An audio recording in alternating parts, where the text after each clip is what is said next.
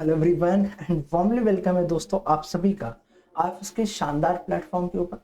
India digital हो चुका है और इस डिजिटल इंडिया के साथ बहुत कुछ चीज़ें जो है बदलाव होते हुए देखने को मिली है। ठीक है, CSR नेट जैसी एग्जाम्स में बच्चों का ख्वाब होता है, हर किसी का ड्रीम होता है कि एक बेहतर रैंक के साथ क्वालिफाई करे। बट यहाँ तक का सफ़र जो है बच्चा बहुत दूर से तय करके आता है।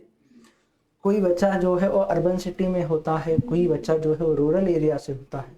फिर रूरल एरिया से होते हुए स्कूल और कॉलेज लेवल की पढ़ाई जो है वो अच्छे तरीके से गांव के लिए या आपके आसपास जो जगह होती है वहाँ से करता है। फिर उसके बाद इंजीनियरिंग हो जाए, मेडिकल हो जाए और ड्रीम परस्यू करने के लिए बेहतर रैंक के साथ जब नहीं होता है तो डिसअपॉइंटेड के साथ बच्चा कोई अनदर बेहतर करियर के साथ चूज करना है। बट जो रूरल से होता है तो उसको जेन्युइनली इंटरेस्ट होता है एग्रीकल्चर जैसी चीज़ों के साथ, देखा होता है, जाना होता है, समझा होता है। तो ऐसे ही कैंडिडेट्स फिर एग्रीकल्चर को पढ़ते पढ़ते आगे बढ़ के MSc को आते हैं। फिर MSc में जब आते हैं, कॉलेज लेवल में जब आए कोई भी कैंडिडेट, तो उनको जो है डिफरेंट PhD एंट्रांसेस के, MSc एंट्रांसेस के नाम सुनने को मिलते हैं। फिर उनके ऊपर स्टडी करता है और जिसको हर एक चीज के थ्रू आगे बढ़ने की कोशिश होती है वो यकीनन इस जैसे टफेस्ट एग्जाम्स को भी अच्छे तरीके से क्लियर कर लेता है और बेहतर रैंक के साथ क्लियर करता है। तो ये कहानी आज हम ऐसे ही देखेंगे कैंडिडेट्स की जो रूरल एरिया से आते हैं और CSR नेट जैसी एग्जाम्स में MSc को करते हुए उन्होंने एक बेहतर रैंक जो है हासिल किया है। तो क्या रही है उनकी प्रिपरेशन जर्नी, क्या रही है उनकी एजुकेशन जर्नी, यहाँ तक का सफर तय करने में उनको क्या क्या दिक्कतें आई, किस तरीके से उन्होंने ये सफर तय किया, पूरी चीजों को जो है हम समझते हैं, जानते हैं उनके थ्रू। तो हेलो, Hi, थोड़ा अपने बारे में बताइए, हमें इंट्रोड्यूस कीजिए। myself Antara Biswas. I am from West Bengal. Recently, I qualified CSIR UGC NET December 2024 in Life Science with TRF with All India rank 71. And currently, I am pursuing MSc in Agriculture in Genetics and Plant Breeding in Bidhan Chandra Krishi Vishwavidyalaya. Okay, तो मुझे बताइए कि आपकी education journey क्या रही थी, कहाँ से आप आते हो और किस तरीके से आपने आगे बढ़ते बढ़ते आप MSc तक आए। एक्चुअली मैंने BSc एग्रीकल्चर करने के बाद MSc genetics and plant breeding में लिया, वो भी BCKP में। उसके बाद मेरा शुरू से मैं चाहती थी कि मैं PhD करूँ, और अगर करूँ तो फिर वो स्कॉलरशिप के साथ।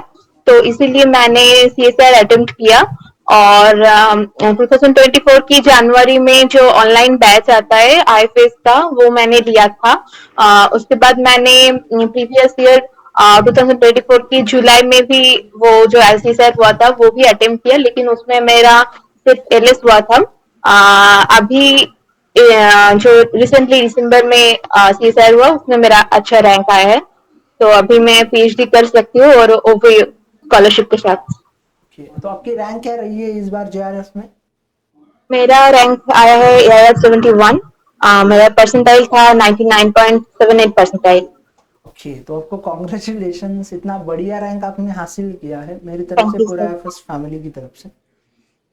आपका मास्टर्स कंप्लीट हुआ है या मास्टर्स के साथ साथ ये रैंक आया है। नहीं, मैं अभी मास्टर्स की फाइनल ईयर में हूँ सर। ओके, मतलब आप मास्टर्स के फाइनल ईयर में हो और आपने अभी से इतने बढ़िया और बेहतर रैंक के साथ CSIR को क्वालिफाई कर लिया है, तो ये बहुत बड़ी बात है। अब मुझे ये बताइए कि CSIR नेट के सिलेबस को जब हम पढ़ते हैं, जैसे आपका MSc जो है जेनेटिक एंड प्लांट ब्रीडिंग में हुआ है, तो जब CSIR नेट के सिलेबस को हम देखते हैं, पढ़ते हैं, तो बहुत वास्ट सिलेबस है। 13-14 यूनिट पढ़ने होते हैं। 13 यूनिट कोर लाइफ साइंसेस के हैं, 1 यूनिट हम हमारा जनरल एप्टीट्यूड का भी कंसिडर कर सकते हैं। तो ओवरऑल क्या चीजें रही, किस तरीके के आपके प्रिपरेशन रहा।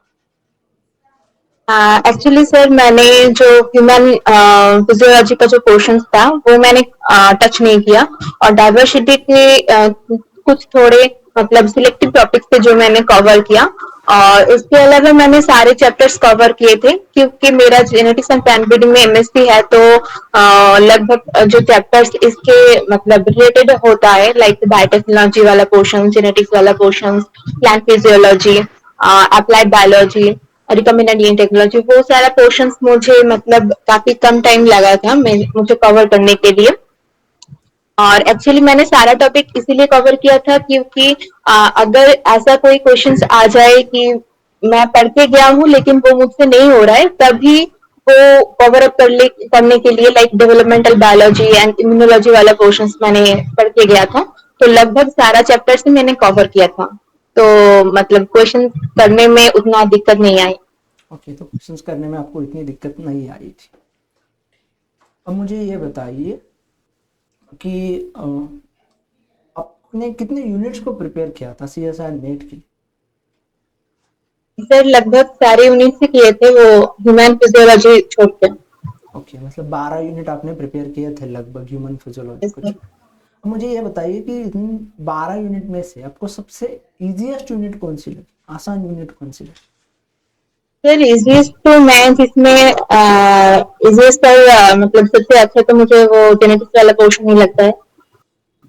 ओके, तो आपने जैसे आपका MSc genetics and plant breeding में है तो आपको जेनेटिक्स वाला पोर्शन जो है इजी लगा।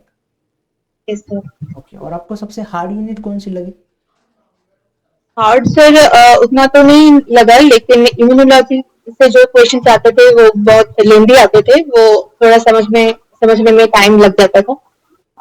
तो उतना अटेम्प्ट नहीं किया मैंने।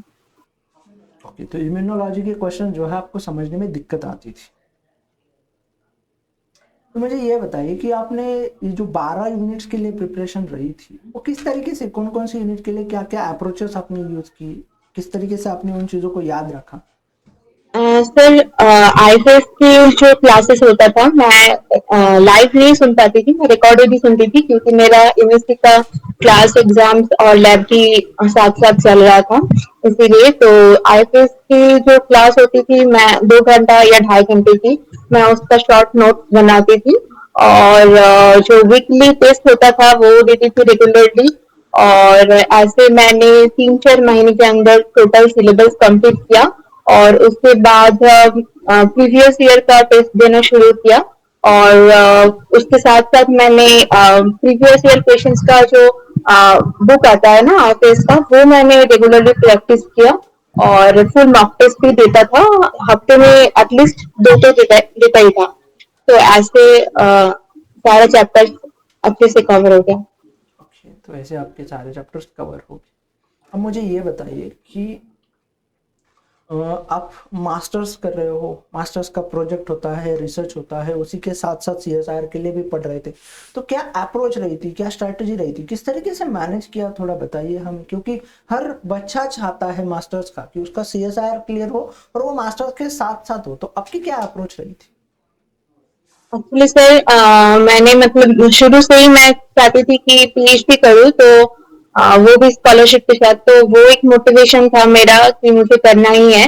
और इस बारे में मुझे मेरे गाइड और जो मेरे लैबमेट्स है, मेरे सीनियर्स जो है, उन लोगों ने मुझे बहुत कोऑपरेट किया लैब की काम में। और एमएससी की जो मेरा मतलब टॉपिक है, रिसर्च टॉपिक है, उसको समझने में, वो करने में मुझे मेरा गाइड और लैबमेट्स जो है, उन लोगों ने बहुत मतलब कोऑपरेट किया। और मैं जो एमएससी का क्लास का एक पढ़ाई होता था, वो मैं एग्जाम के पहले ही थोड़ा पढ़ लेती थी, तो इसीलिए मुझे टाइम मिल गया था कि ये करके पूरा सिलेबस में कवर कर पाऊँ और वो मतलब ज्यादा रिविजन करूँ।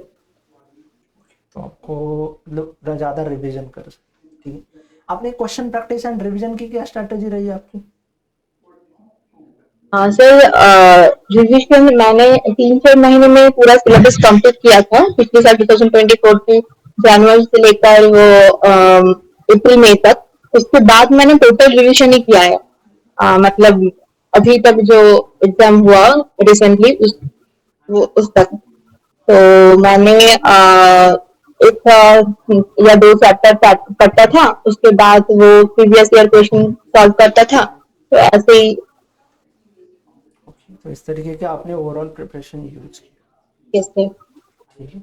अब मुझे ये बताइए कि जो भी नए बच्चे हैं, जो भी आपको देख के एमएससी में ही इस एग्जाम्स को क्वालिफाई करना चाहते हैं, जो भी आपके सीनियर्स होंगे, कोई बच्चे ऐसे होंगे जो एमएससी के बाद प्रिपरेशन कर रहे हैं सीएसआर नेट को देख के, अब इतने आपने एमएससी के साथ साथ इसको अचीव किया है, तो आपके पास जो है बेहद अच्छी तरीके से सजेशंस कर पाओगे।